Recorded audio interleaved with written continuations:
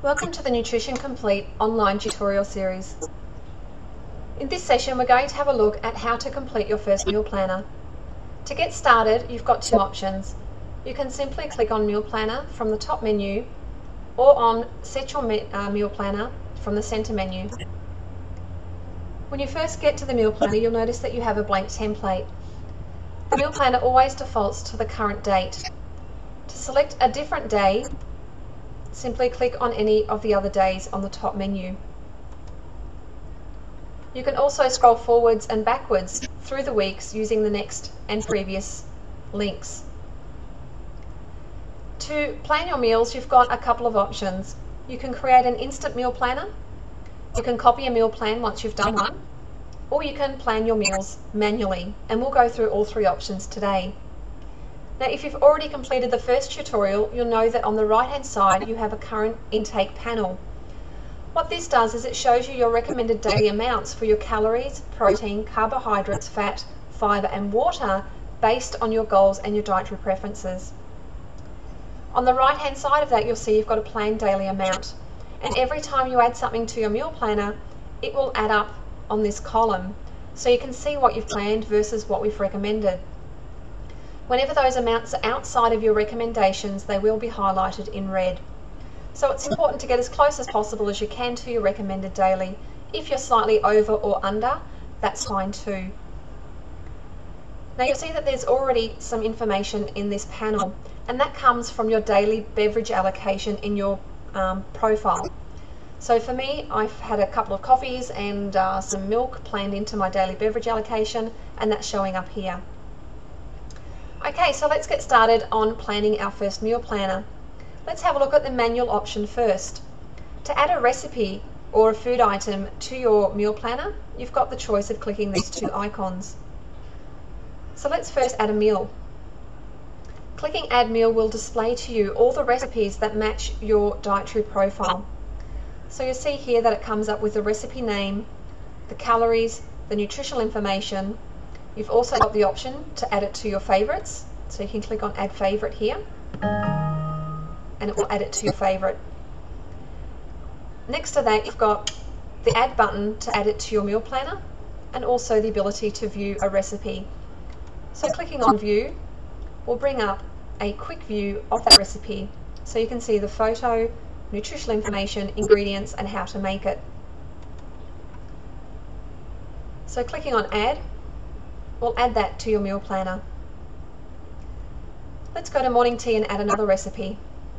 Another option you've got is to search by a name that might be in the title. So if I search for banana, it will come up with any recipes that have the word banana in the title. And you can see that that comes up in that list here. So I'm going to have a look at the banana honey smoothie. I have a look at it. It's what I like. Now I can also add it to a favourite by clicking on Add to Favourite from the recipe section here as well. To add it to the menu, again, I just click on Add. Let's do one more recipe for lunch.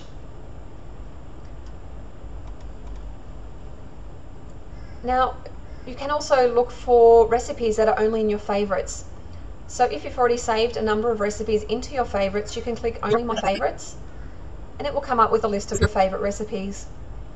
If after looking through that list you decide you don't want to add a favourite, you can simply click on Clear Search at any time, and it will take you back to the entire list. Now all of the recipes that are listed here are in order of the lowest amount of calories through to the highest.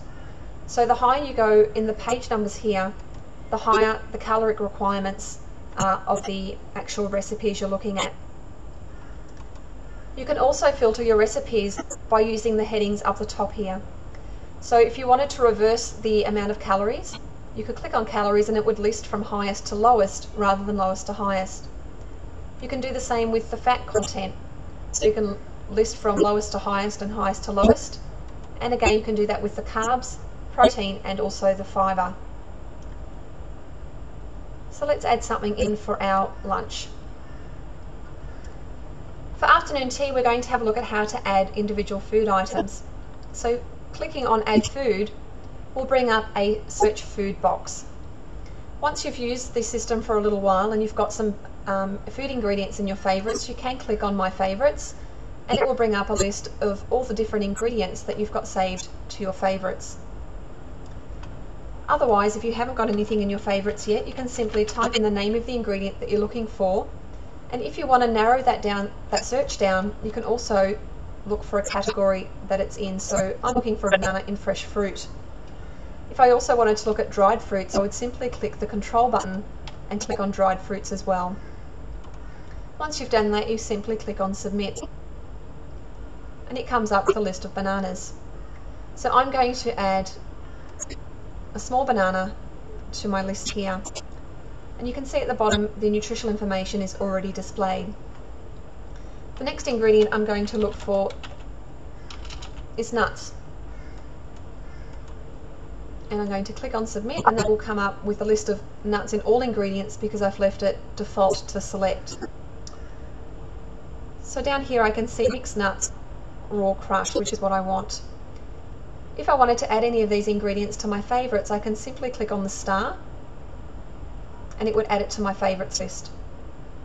To add it to the meal planner, simply click on add on the right hand side, scroll to the bottom, and you can see that mixed nuts have been added. Now it comes up with 1 gram as the default for the nuts, and I'm going to change that to 25 grams and click on update, and the nutritional information is updated on the bottom. Now there's one more ingredient I'd like to add, and that is cottage cheese. So I type in cottage and the list of cottage cheeses come up, and I will add that as well. So again, I update the quantity, click update, and I can now see the complete nutritional information for those ingredients, and click on add to planner on the left hand side, and those ingredients are added to my meal planner.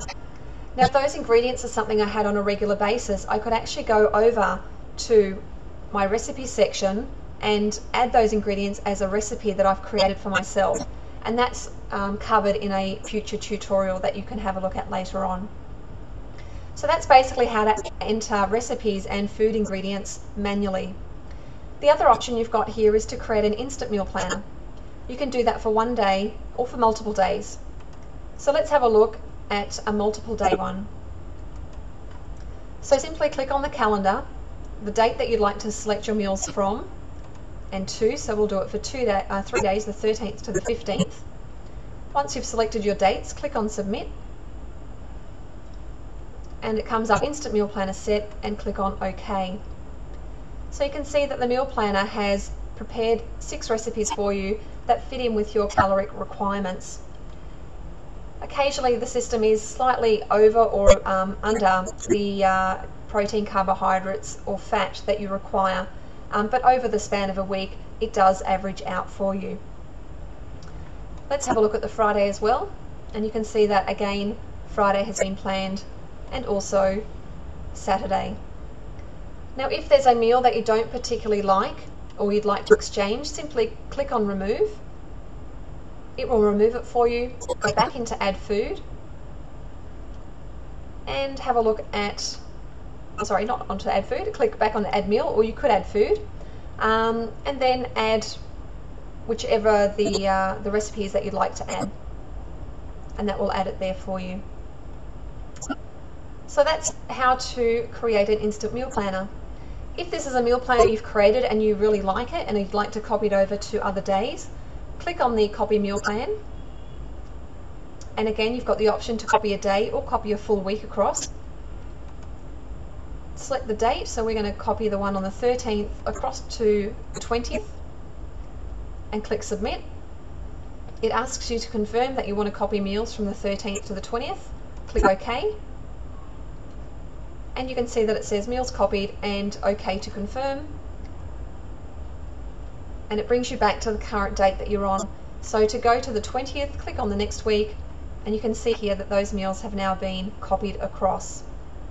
Once you've got your meal planners done and you're happy with them, you can click on the icon here which says print week or print day, and it will print the meal planner out for you so you can put it on your fridge or take it to work with you. The reward day icon is just simply a reminder that if you have chosen to have a reward day in your dietary profile, of what day that your reward day is. So on that particular day you can go over your recommended daily requirements for your calories and nutrients. But if you have been recommended against having a reward day, then simply choose not required in your dietary profile. So that's how to prepare your daily meal planner. So from here, you need to go across to your shopping list, and that's covered in the next tutorial. So have fun planning your first meal planner, and thank you for tuning in.